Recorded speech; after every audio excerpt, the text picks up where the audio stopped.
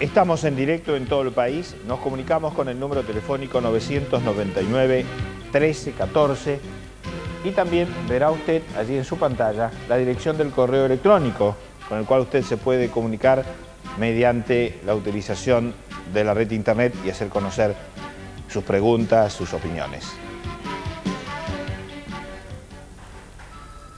Usted no se llama Silo. No, claro, no. Pero Me llamo ¿eh? Mario Luis Rodríguez. Pero lo conocen mucho menos por Mario Luis Rodríguez que por Silo. Sí, creo que es así. ¿Y de dónde viene Silo? Es un seudónimo, se fue formando, yo creo, en la época en que hacía gimnasia. Un gimnasta bastante destacado en su momento, y esa forma larga y espigada, pues fue asociando esta cuestión de los hilos. Ajá. ¿De los hilos? Claro, los hilos con esas características de ahí viene, alargaditas. del acopiador de Claro, grano. Claro que sí. ¿Y le gustó esto a usted del Silo? Sí. ¿Y esto lo eligió usted o alguien? Esto se convirtió luego en seudónimo literario, porque había que... Pero esta adopción, ¿no? Decir, bueno, yo quiero llamarme desde el punto de vista literario Silo. Ah, sí, sí, eso es. Esto es mío. Sí, claro. ¿Y con quién lo habló? Con distinta gente, con amigos, con esos grupos de amigos con los que comenzamos a hacer una cantidad de estudios allá por la década del 60. En esos grupos había estudiantes de ciencias políticas, de psicología, algunos profesionales. Empezamos a estudiar varios temas, entre otros la crisis que ya se venía sobre nosotros. Y fue el momento de preparar también algunos trabajos, preparar algunos escritos. ¿Siempre desde Mendoza? Siempre desde Mendoza. Ajá. ¿Y estos amigos y estos grupos se formaron en Mendoza? Básicamente se formaron ahí. Luego, cuando esto empezó a tomar un poco características de movimiento y nos pareció interesante que se conectara la gente de otros lugares, se desplazó hacia Santiago de Chile, porque es muy próxima a Mendoza, claro, y hacia Buenos Aires. Digamos que ese desplazamiento. A ver si yo... Usted corríjame en el tiempo, claro, ¿no? Fines del 60, principios del 70, claro, algunas calles de algunas ciudades, sí, Buenos Aires, por ejemplo, sí, tenían una inscripción que era Silo. Así es. Silo. Así es. Pintadas. Sí, sí, sí. Y uno decía, pero ¿qué es Silo? ¿Quién es Silo? Claro. ¿Y quién es Silo?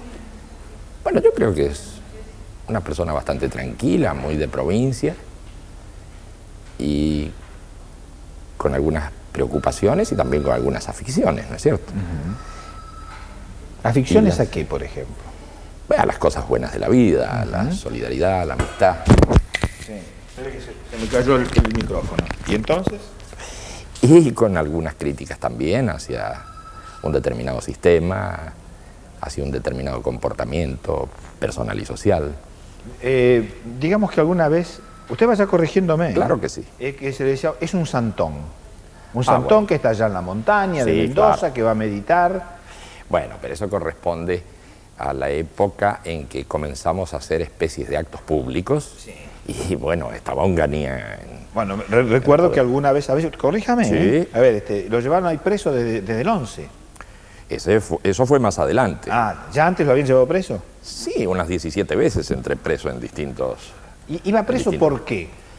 Y por desorden público. Ajá. Ese era el argumento. Pero parecía que formaba usted parte, sí, que era la cabeza visible de una secta religiosa. En realidad era un movimiento bastante cercenado en su expresión pública, por eso se usaban esos recursos tan de base, como era pintar, panfletear y todo aquello. Cualquier día en épocas de ese despotismo del momento íbamos a poder salir por los medios de difusión y demás, todo lo contrario. Claro. Y yo me acuerdo que usted iba a hablar en la plaza. Por supuesto. Pero antes de que pudiese hablar, lo llevaban preso. Claro. Estaba bien eso, claro. Esta era la imagen. Eso es exactamente así. Por ejemplo, en la Casa Suiza hicimos un acto, sí, pero antes de poder hablar fuimos presos 500. Eso es un escándalo, hasta desde el punto de vista numérico. Si iba y se llevaba a todos los que... Todos. Usted y todos los demás. Todos. Ajá. Y cuando a usted le decían que era un santón... Me hacía gracia, ¿no? Le hacía gracia, sí, ¿nada más? ¿O le molestaba? No, ni quita ni pone. Ni quita ni pone, ajá. Y esto fue, ¿por qué le molesta o lo gratifica o no lo quiere, a lo mejor por usted mismo, Sí, porque sí. le parece demasiado que le digan que es el fundador del movimiento humanista, como se conoce No, hoy? para nada, me parece... ¿Esto es correcto también? Es correcto. Es un reconocimiento de un hecho que a mí y a mis amigos nos parece de cierta importancia. El hecho de que Cuando se haya habla de podido- sus amigos, ¿quiénes son sus amigos? Estos colaboradores, esta gente con la que comencé a intercambiar, como le digo, en los primeros pasos que dimos. Pero hoy no son aquellos solos, aquellos No, que parecían claro, una secta. claro, En todo no. caso, hoy será una secta más grande. Claro, ¿No? claro, seguro. Sí, ahora ya la cosa es bastante distinta en cuanto a su difusión, a su distribución en el mundo. Por ejemplo, a más de Chile y más de Buenos Aires y Mendoza. Sí. Bueno, entre comillas, gracias a los regímenes militares, mucha gente perseguida del movimiento, mucha gente que fue presa, que fue encarcelada, también asesinaron algunos, se dispersó. Acuérdese que en aquella época daban la oportunidad, en algunos casos, de poder emigrar del país a los que estaban detenidos. Entonces mucha gente se dispersó hacia Europa, básicamente por razones lingüísticas y razones de proximidad cultural. Se dispersó mucha gente a España, en principio, y a Italia. Y bueno, a diferencia de muchos exiliados políticos que se refugiaron en esos países y se quedaron añorando su punto de origen, estos comenzaron a recomponer sus actividades y a difundir el movimiento y a difundir sus propuestas. Se terminó en un partido político. Claro, el partido es una de las tantas expresiones del movimiento humanista. El movimiento humanista tiene preocupaciones muy amplias. Es un poco como pasó con el socialismo. El socialismo en su momento llegó a constituir una especie de cultura. No era simplemente un partido político. Era una cultura... Es una práctica de vida. Claro, una práctica de vida, una estética, una forma de ver el mundo y por último una sensibilidad. De modo que cuando el movimiento decide incentivar este asunto de la participación política, ya en forma de partido, lo considera como una expresión más. Le decía porque desde los colores hasta la tipografía, hasta los logos del Partido Humanista en la Argentina, uno lo podía ver, por ejemplo, en alguna pintada en Roma, sí, claro, o en alguna pintada en Madrid. Sí, claro, así ¿no? es, así es, así es. Así que tomó también ese rumbo, el rumbo político. Y no fue muy exitoso políticamente hablando, siempre ha tenido pequeños porcentajes, pero es una tarea que tiene su mérito y que es muy... Pero usted nunca quiere ser candidato ahí, ¿no? No, para nada. No. Yo creo que este es un tema de capacidad para cumplir con determinadas funciones. Zapatero a tus zapatos es lo mejor. Hay gente que lo hace bien y gente que lo hace mal. Más allá de apeles, ¿y cuáles son sus zapatos entonces? Yo creo que esto que, bueno, medianamente realizo, algunos escritos. No, muchos, algunos. Bueno, ¿Cuánto, sí. ¿Cuánto escribió? Y unos cuantos libros, sí. ¿Cuántos? No No sé, sabe, serán no sabe. 10, 12, 13. Por ahí. Sí, sí. Y Algunos con prólogos, no sé si estoy bien informado, con Gorbachev. sí, sí, sí. Hay No sé cosas por así. qué apareció Gorbachev ahí en su vida. Porque, bueno, nosotros ya estábamos en contacto antes del esfuerzo de la perestroika, ya estábamos en contacto con algunos académicos soviéticos de la época que constituían en parte el campo de la disidencia. Entonces había correspondencia, había algún tipo de intercambio y Gorbachev encarnó eso en gran medida. ¿Y usted qué estudió? Muy poquito, algo de ciencias políticas. No, parece que poquito no. Esto yo digo sinceramente, cuando uno averigua sobre... Desde el punto de vista formal, digo. Ah, ¿no? claro, de ir a la clase y sacarse una nota. Sí, Esto claro, me refiero claro. usted, y dar el presente. Sí, claro, claro. Pero fuera de esta formalidad, aún en el nivel terciario. Bueno, un poquito incursioné en el campo de la filosofía y en los temas sociales. Y si uno dice que usted es un pensador, guste o no guste, que coincida o tenga disenso con usted, ¿estaría mal para calificarlo? No, no estaría mal. El tema es ver si uno tiene estatura suficiente de pensador. Pero ¿Usted cree que no? yo creo que los hechos dirán. ¿Y a usted qué se dice? Si usted tuviera que definirse, porque a usted le gusta... Sí. Usted ha encontrado una fórmula muy fácil para definirse. Sí, sí. Yo soy escritor, y es cierto, muestra el libro es eso. Sí, claro. Pero bueno, Pero también hay que ver qué escribe uno. Sí, yo escribo básicamente sobre temas sociales, pero también escribo cuentos, también he escrito alguna exégesis sobre temas de mitología, también he escrito cuentos cortos, muy cortitos, muy breves, alguna novelita. Ahora estoy por incursionar en la producción de la obra teatral. ¿Ahora? Bueno, sí. Y también algunas cuestiones sociales, ¿no? Como esas cartas a mis amigos. Así que es un poco amplia. Está bien. Si usted me permite, hacemos una pausa. Sí, claro. Y ya volvemos, señor director. Bueno.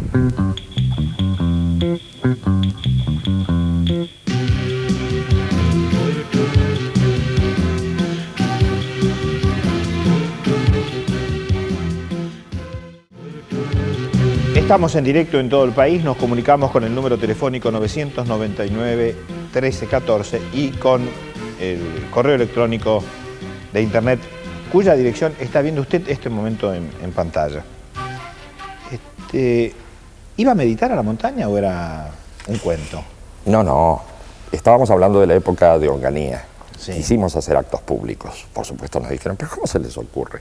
Actos públicos. En aquel momento, a ver si yo tengo esta imagen, usted era un joven no muy afecto a la sonrisa. No. No era muy agradable para ir a verlo desde el punto de vista periodístico. Así es. Era más bien duro. Así es. Tenía ahí un grupo de gente que siempre dificultaba la tarea de llegar a usted. Y usted no se mostraba muy proclive. No. ¿Es cierto? No mucho porque estábamos en francas hostilidades con el régimen. Ajá. Entonces nosotros notábamos que era muy malintencionada toda incursión. Así que periodística. todos los otros que eran enemigos éramos... Y era un poco así, no toda la sociedad, pero sí la gente que estaba puesta en un régimen dictatorial, usted sabe. Que la cosa es complicada. Pero ustedes tenían noción que en ese momento, para el concepto de la sociedad, Sí. no Sí, tanto sí. del poder, ¿era una secta religiosa? No, me parece que eso más bien se articuló después como respuesta de ciertos sectores. No pensaba así la gente. Me parece que eso fue inducido después muy artificialmente. Bueno, Pero ¿y se iba a meditar a la montaña? No, lo que pasó fue, como le contaba, este tema del acto público. ¿Qué autorización de acto público? Era mala palabra, a ver si estábamos claros. Pero claro que sí. Si así no era una mala palabra. Claro, entonces nosotros dijimos, bueno, si no se pueden hacer reuniones en las casas, si no se pueden hacer actos públicos en las plazas, a lo mejor lo podemos hacer al aire libre. Si quieren ir a las piedras, vayan. Eso hicimos. Fuimos a un lugar donde, claro, era tan absurdo, era muy poco probable que la gente llegara, que dijeron, bueno, el problema fue cuando llegó la gente, no solo de Argentina, sino de Chile y de otros países, y cuando además llegaron medios de prensa importantes de otras latitudes. Ahí es donde se complicó. Ya las piedras no eran tan piedras. No era un escenario tan adecuado. Y el régimen ya no perdonó eso, tuvo que resarcirse de las pérdidas. Pero mientras tanto iba creciendo este mensaje. Sí, claro que iba creciendo. ¿Que se basa en qué? Se basa en una percepción que tuvimos muy tempranamente, y era la de que la sociedad se iba deshumanizando a gran velocidad. Creo que todo esto del movimiento humanista y demás es nada más que una reacción saludable a este proceso de deshumanización, de objetivización del ser humano en todas partes del mundo. Esa percepción la tuvimos ya en los primeros pasos que dimos. Y nos pusimos a estudiar seriamente cuáles eran las características de esa deshumanización que veíamos por todos lados. Aquello, sin embargo, era bastante inocente al lado de lo que vemos hoy. Se ha complicado mucho. Parece ingenuo. Sí, se ha complicado mucho la situación hoy en el mundo, y el proceso de deshumanización está tomando características sumamente peligrosas. Cuando usted escucha el fin de la historia, se terminó. Yo creo que en parte tiene razón ese planteo. Se terminaron las propuestas, se terminaron las ideologías del siglo XIX. Usted sabe que en algunos lugares a usted se lo acusa de querer volver con esta visión que tiene el humanismo a instalarnos en el siglo XIX. Claro que sí, también, ¿no? Claro que sí, porque eso proviene más bien de las corrientes posmodernistas y estructuralistas que han hecho un muy mal análisis de lo que significa el humanismo. El humanismo, usted sabe bien, tiene sus raíces históricas. Tiene sus raíces históricas en el siglo XIV o en el siglo XV, pero es una cosa que ha ido procesando y últimamente, en el siglo pasado y principios del siglo XX, han surgido corrientes humanistas como el humanismo cristiano de Maritain, como el humanismo existencialista de Sartre, Merleau-Ponty y otros, como el humanismo marxista, en un gran esfuerzo que trataron de hacer para recomponer su punto de vista. Y bueno, de manera que ¿de qué humanismo estamos hablando? ¿Del humanismo que hace la narración que propone el siglo XIX o estamos hablando de un nuevo humanismo? Yo creo que hay que separar aguas y cuando nosotros hablamos del humanismo, para no hacerlo largo, hablamos en realidad de un nuevo humanismo que tiene características muy netas y muy diferentes a la de los humanismos históricos. ¿Estamos entonces ante una nueva instancia del humanismo? Me parece que sí, aunque nosotros reconozcamos nuestras raíces, no nos hemos quedado ahí, sino que estamos viviendo a fines del siglo XX, gentes ya del siglo XXI, y estamos haciendo propuestas diferentes y tenemos una visión muy diferente del ser humano, muy diferente a la del humanismo tradicional. Para el humanismo tradicional, el ser humano, en el fondo, es un ser estático, con naturaleza, con una cierta permanencia, y para nosotros es un ser totalmente histórico, así como lo son las instituciones y la sociedad en general, que se modifica completamente a medida que pasa el tiempo. Y en esta globalización de la economía, de las comunicaciones, de la sociología, de la cultura, ¿sí?, ¿cómo encaja este nuevo humanismo que usted propugna? A este humanismo también se le llama en ocasiones humanismo universalista, y no es porque pretenda uniformar a las distintas culturas y a las distintas expresiones, todo lo contrario. Nosotros creemos que justamente por enfatizar en la diferencia podrá haber una convergencia de raíz entre las distintas culturas. No es el caso de homogeneizar. Nosotros creemos en una futura unidad, pero de la diversidad. Es muy peligrosa la situación actual, hay una confrontación de etnias y de culturas en distintas partes del mundo y parece de mucha importancia rescatar y tomar los aspectos positivos de todas las culturas que están prácticamente en choque. De manera que cuando hablamos de un humanismo universalista, buscamos en todas las culturas lo que tienen en común y positivo. Pero hoy esto está exacerbado. Por ejemplo, está exacerbada la religión, está el resurgimiento de los nacionalismos. Así es. En una medida que a lo mejor todavía no nos damos cuenta. Es algo monstruoso y los que hayan visto o se hayan enterado de la convención republicana reciente pueden advertir que se está deslizando una cosa muy negativa en todas partes del mundo. Además, esa parte del mundo es Estados Unidos. Así que si estos fundamentalismos hacen pie, la cosa va a ser muy grave. ¿Y ustedes no son fundamentalistas? No lo somos, a menos que, como se hace con la teoría de la relatividad, se dice que la teoría de la relatividad es absolutista, porque absolutiza lo relativo. En ese sentido seríamos fundamentalistas al destacar la diversidad. Y decir, para nosotros la diversidad es lo que cuenta el punto de vista de cada cual, cuenta la discusión, cuenta el aporte de lo diferente. En ese sentido podríamos ser fundamentalistas sin esa carga negativa y destructiva que tienen los fundamentalismos. ¿Le molesta que le dé algunos mensajes? Sí, para nada. Analía de Quilmes, ¿cómo se puede hacer para terminar con la violencia en el mundo? Bueno, yo creo que hay que preocuparse seriamente de en manos de quién está el poder. Y creo que es el momento de que la gente razonable se reformule el tema del poder. La gente razonable hoy no quiere saber nada, ni con el poder, ni con los políticos. Pero eso mismo permite... Pero lo cierto es que en la política, si hay algo que no queda un espacio vacante, es en la política. Sin embargo, alguien lo ocupa cuando está vacío. Ese es el tema, cuando está vacío. Por eso es que yo creo que hay que exhortar, y sobre todo a las nuevas generaciones, a no dejar el espacio vacío. Porque si no nos pasa como cuando uno cocina tallarines. Lo peor del asunto llega a la superficie, es la espuma que hay que sacar, ¿no?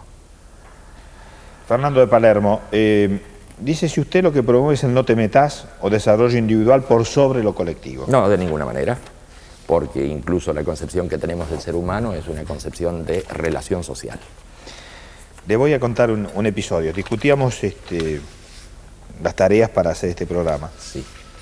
Entonces dijimos, bueno, vamos a, después de muchos fracasos, yo llevo con usted un cuarto de siglo de fracasos de poder entrevistarlo. ¿Por qué? No, porque usted vio que en la televisión hay que decir, para ser importante, que uno solamente logró éxitos. Ajá. ¿No? Reconocer un fracaso es como si usted está ya totalmente devaluado. Claro. Y yo como hace 25 años que lo quería entrevistar y nunca lo había podido conocer, ni siquiera personalmente, y creo que a lo mejor porque, bueno, había formas que tenía usted y formas que tenía yo que era imposible hacer esto. Claro. Alguien me dijo, pero hay que tener cuidado con esto, porque a ver si sí lo es como Jones, que un día convocó a que se maten todos sus seguidores y él también. Claro. Yo dije, bueno, pero no me parece que da el perfil. ¿Y a usted qué le parece eso? A mí me parece que justamente los fundamentalistas y los destructivos son los que hoy están ocupando el espacio. Esos son los que llevan a la gente a la guerra, al asesinato, al suicidio. Observe usted cómo es la composición de todos estos extraviados y va a ver que es gente que de humanista tiene muy poco. Bueno, vamos a hablar de esto, ¿no? ¿Qué es seguir? Sí. ¿Qué es seguir a alguien? ¿Y cuáles son los límites de aquel que... ¿Es una mala palabra líder? No, no es una mala palabra. No es una mala palabra si se refiere a una determinada orientación de un pensamiento. Ajá. Vamos a hablar de ese tema ahora. Sí. Incluso las empresas se la pasan hablando de sí, liderazgo y en boca de ellos. Sí, pero por supuesto.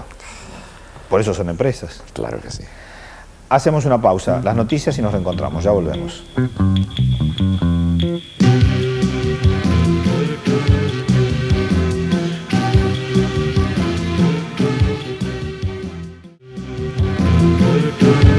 Estamos en directo en todo el país, nos comunicamos con el número telefónico 999-1314 y con el correo electrónico de la red internet, cuya dirección usted va a ver, ahí está viendo, en pantalla.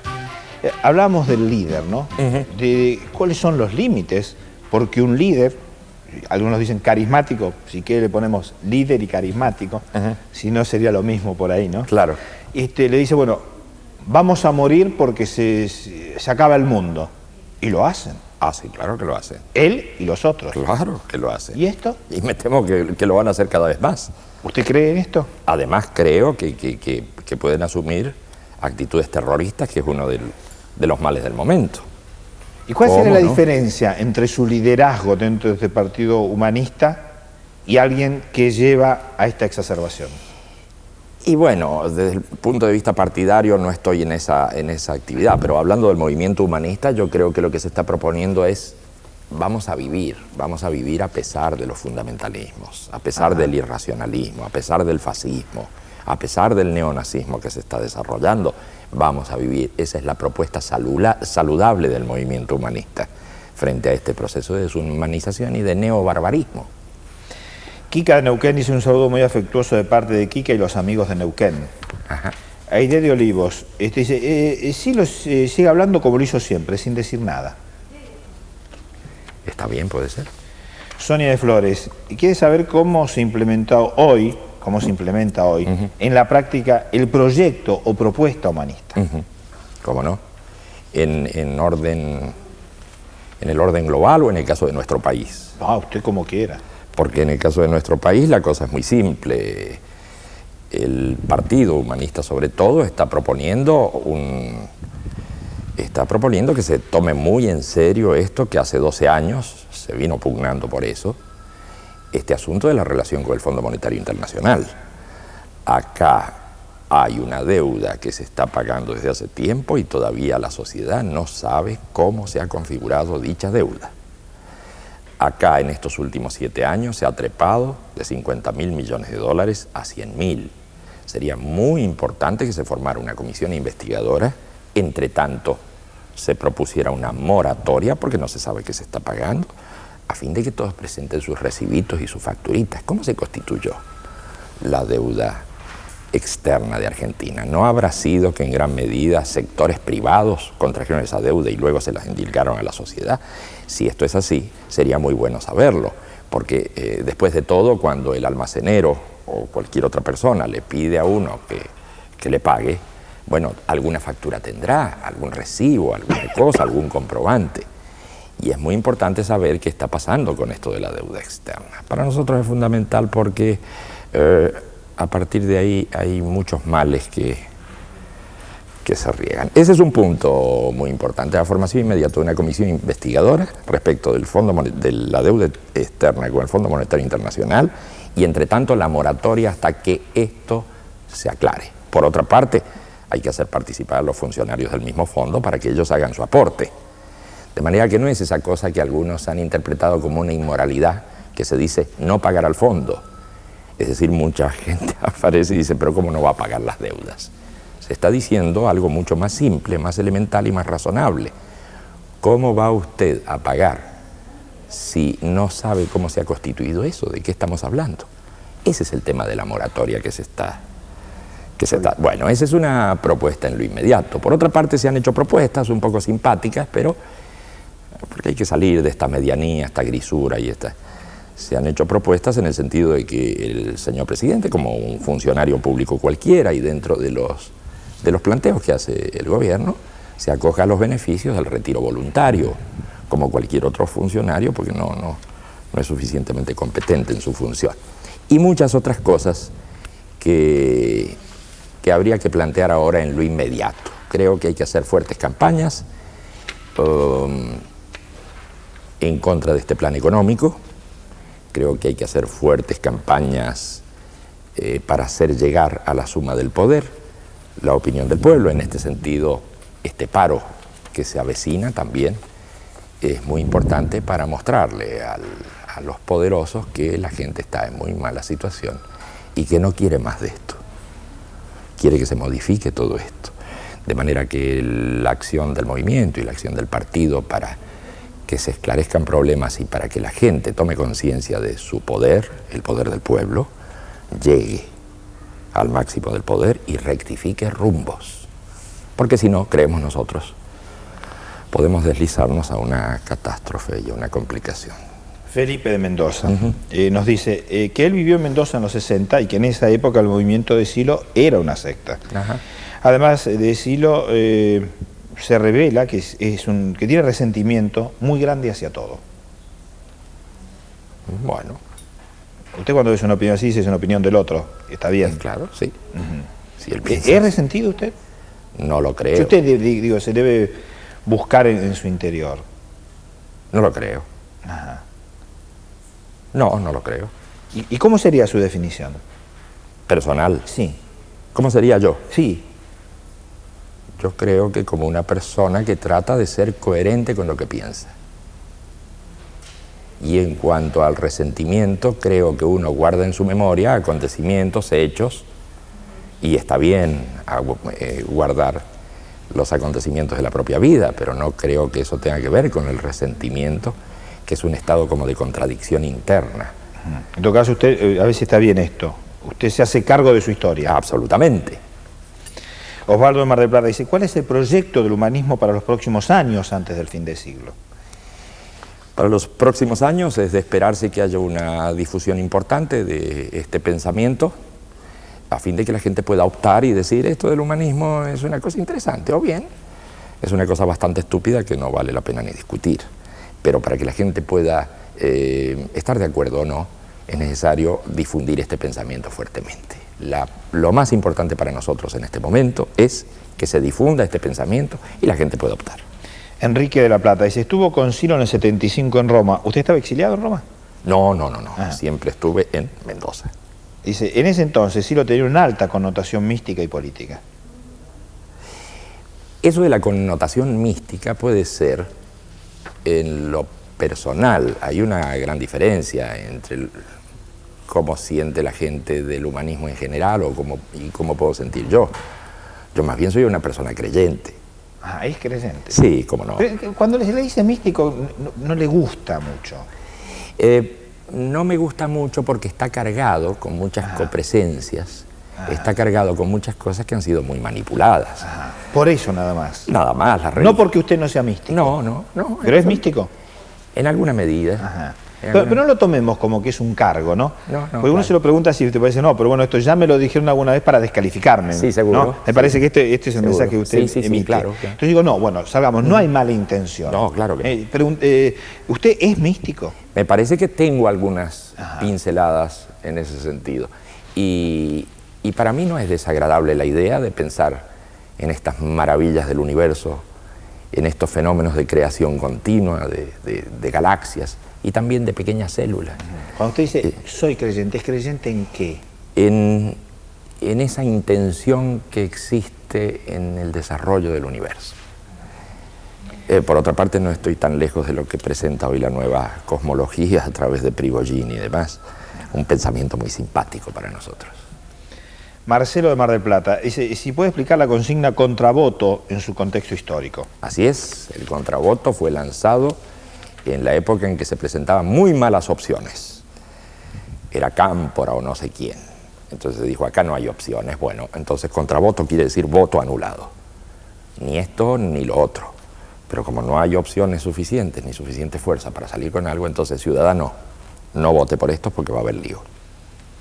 Javier Vaso de Santa Fe dice que concurrió a una conferencia en Buenos Aires en la cual era el coetáneo más joven. Y me envía saludos. Gracias. María de Avellaneda quiere preguntarle a usted qué opina sobre el aborto. Sobre el aborto creo que hay que hacer una discusión muy amplia y no ocultar el problema que hoy existe. El aborto ilegal, por así decir, está creando muchas dificultades y está sufriendo mucha gente y hay incluso muchas muertes por ese tema de que no tiene la legalidad suficiente. Hay que hacer un amplio debate donde las protagonistas de ese debate sean las mujeres y no los hombrecitos. Y en cuanto al tema de qué sucede con el hecho del aborto, acá hay que revisar la concepción que se tiene del ser humano. A mí me parece coherente que la Iglesia Católica considere que un aborto es un asesinato, ya que la Iglesia Católica piensa que en el momento en que se entrecruza el espermatozoide y el óvulo, surge una nueva vida humana, inclusive con un alma y todo aquello. Esa no es nuestra visión.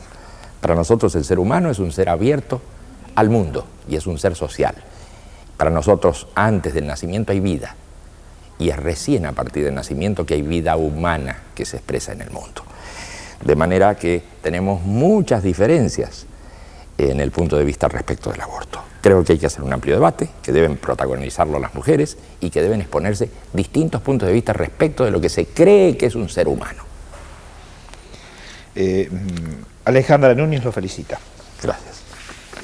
Gustavo de Flores también dice que le gusta su tarea como escritor y le agrada la actividad que los humanistas realizan por los barrios. Bueno, Víctor del Barrio Norte lo está escuchando, dice, siempre se lo censuró. Bueno, aquí todo lo que no diga es culpa suya. Sí. Esto es así. Muchas gracias. Jorge de Lugano dice, he leído los libros de Silo y le parecen muy interesantes, al igual que lo que hace por la gente. Alejandro de Villa Lugano le pregunta, ¿cómo ve la situación del país de ahora a los próximos años? ¿Y qué acción inmediata puede implementar la gente? La gente tiene que organizarse básicamente en los barrios. Tiene que reconstituir el tejido social que está deshecho. Se destruyeron las organizaciones sindicales, se destruyeron los organismos de base, se destruyeron los partidos políticos progresistas. La gente está en un estado de indefensión muy grande. Escucha una sola campana, con pequeñas variaciones, pero dentro de la misma corriente, de manera que acá hay que reconstituir esto en el barrio, con el vecino, con el inmediato, con el prójimo. Si uno dice, ¿el humanismo tiende hacia la izquierda? Sí, cómo no, si consideramos a la izquierda como aquellos partidos o movimientos de sensibilidad social que luchan por la gente y no luchan por la concentración del poder económico en manos de una minoría, por supuesto que el humanismo tiende hacia la izquierda. Pero la izquierda ha sido hasta hace poco tiempo hegemonizada por un tipo de izquierda. Un tipo de izquierda que ha tenido el monopolio. Se ha considerado que la izquierda es marxista. Eso es un error, nunca lo fue, no fue monopólicamente marxista. Los anarquistas, por ejemplo, eran izquierda y no eran marxistas. Los socialdemócratas hoy han dejado de ser marxistas y de algún modo son izquierda o centroizquierda. Y los humanistas, que tienen sus antecedentes históricos y sus raíces no tienen sus raíces en el marxismo tampoco. Así que cuando conversamos con los amigos marxistas, tratamos de esclarecerlos sobre ese punto. Está muy bien, ustedes están en la izquierda, nosotros también, pero entiendan esto, tenemos raíces distintas, proyectos distintos y podemos trabajar en conjunto. ¿Va a hacer una pausa, por favor? Sí, claro. Señor director, y ya volvemos.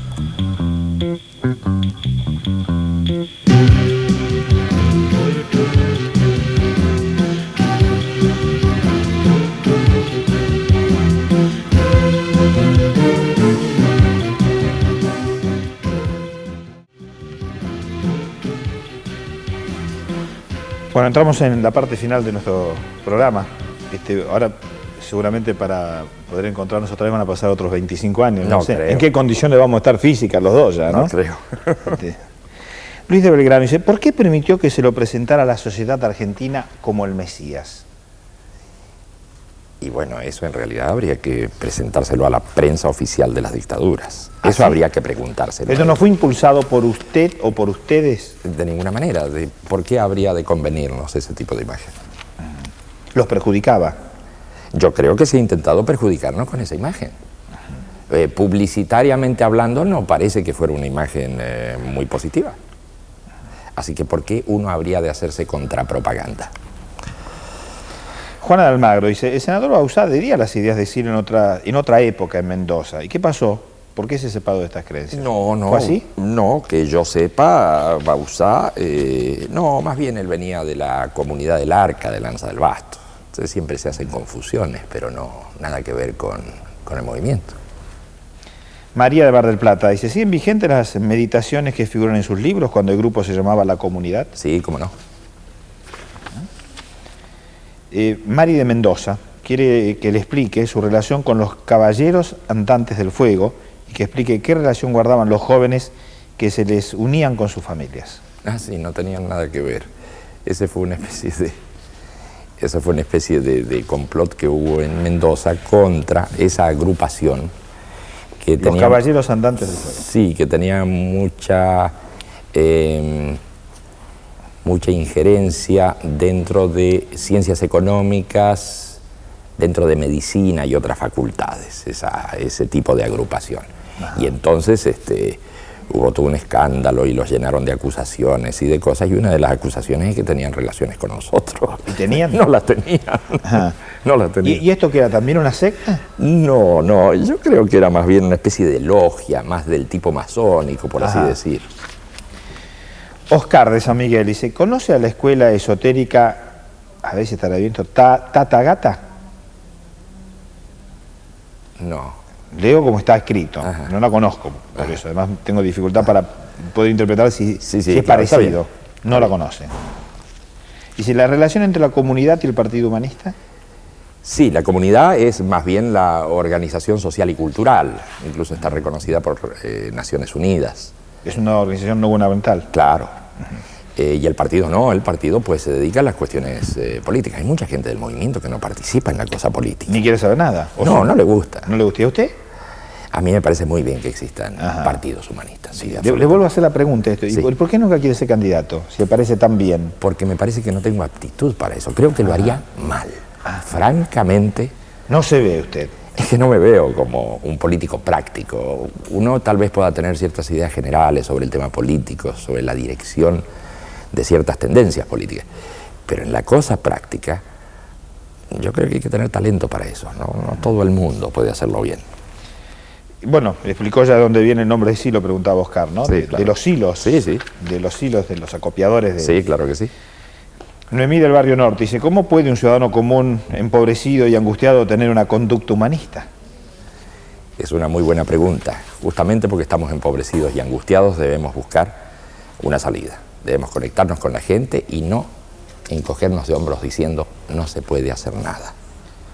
Osvaldo Rosario dice, en la década del 60 tenía una ramificación en la Facultad de Psicología de Rosario, dice que tenían silobense, un S, una B, que tomaba la S, que esa era la sigla. Puede ser, sí, puede ser porque además ha habido mucha cosa espontánea. También ha habido muchas cosas espontáneas. Sin siquiera conectarse. Sí, claro. Sí, es muy posible. Francisca de Flores, bueno, quiere saber dónde puede conseguir sus libros. Bueno, las editoriales importantes... Y también Pedro de Flores, ¿eh? Las editoriales importantes del país hicieron 1, 2, 3 ediciones y en este momento, por lo que me comentan, están agotados. No sé qué pasará en lo inmediato, porque a nosotros nos importa la difusión. Ajá. Es de esperarse que esas editoriales vuelvan a editar. Mariano de Boedo dice, ¿qué salidas hay para los jóvenes? Esa es una gran pregunta y para nosotros una gran preocupación. Se ha producido una ruptura tal entre generaciones que ni siquiera puede haber diálogo con ellos. Si en manos de los humanistas estuviera manejar algunos mecanismos de poder, propondría la formación de un Ministerio de la Juventud en serio, enlazado con el Ministerio de Trabajo y con el Ministerio de Educación, en donde se diera gran participación e injerencia a los jóvenes, manejado además por jóvenes. Eso desde el poder, pero no estamos en el poder. Nosotros creemos que hay que abrir todas las formas de participación, no la participación manipulada, que es el vicio de siempre, sino una participación verdadera para que la gente joven se exprese. Pero si la gente joven, cada vez que se va a expresar, recibe palos, andamos mal. Bueno, quiero agradecer los mensajes de Adrián de Saavedra, Mónica de Morón, Martín de Ciudadela, Margarita de Flores, Sandra de Caballito. Rodolfo de Quilmes quiere saber la postura del movimiento humanista en el ámbito religioso. En el ámbito religioso, el humanismo no es como tal, no se presenta ni como teísta ni como ateo. Y el movimiento humanista cree que hay que dejar total libertad de expresión a las ideas religiosas. Esto de andar controlando y esto de andar pontificando acerca de las distintas formas religiosas, este es un serio problema también, es una válvula más de asfixia para las nuevas generaciones. Así que en el campo de lo religioso hay que abrir el juego y dejar que se expresen todas las formas. Silvia de Flores le pregunta cómo ve el futuro de la humanidad. Lo veo con optimismo, con algunos momentos difíciles. Esos momentos difíciles ya están a nuestras puertas. Resultará para bien, creo yo, pero ahora se están planteando muchas cosas muy complicadas, el aumento del terrorismo, la desarticulación de los países a favor de la regionalización, la concentración cada vez más intensa del capital en el capital financiero internacional, la división dentro de los países hacia un sector, el 20% que tiene todo y el 80% que no tiene nada, la lucha interétnica, interracial. Hay cantidades de problemas, pero no creo que finalmente no se puedan resolver. Creo que se irán resolviendo, pero desafortunadamente estamos en un momento muy difícil en el mundo y en nuestro país. Bueno, vamos a hacer, no hay ningún compromiso usted porque va a tardar 25 años, tarda mucho en hacerlo. Nos vamos a reencontrar en algún momento que usted quiera para hacer esta posibilidad de un estudio abierto, ¿no? Un diálogo abierto con la gente. Sería magnífico. Para que puedan exponer sus disidencias, claro sus coincidencias, claro que sí, sus inquietudes, sus preguntas. Yo le agradezco mucho todo esto. Bueno, valió la pena. Creo que sí. Esperé nada más que un cuarto de siglo. Muchas gracias. Gracias a usted. Nos vamos a reencontrar. Me parece que usted tiene aquí elementos para sacar sus propias conclusiones. Y no concluye aquí esta posibilidad de diálogo. En algún momento, quién sabe cuándo, podemos otra vez hacerle esta propuesta, sin intermediarios, que parece que, como no es silencio, es salud. Nos reencontramos.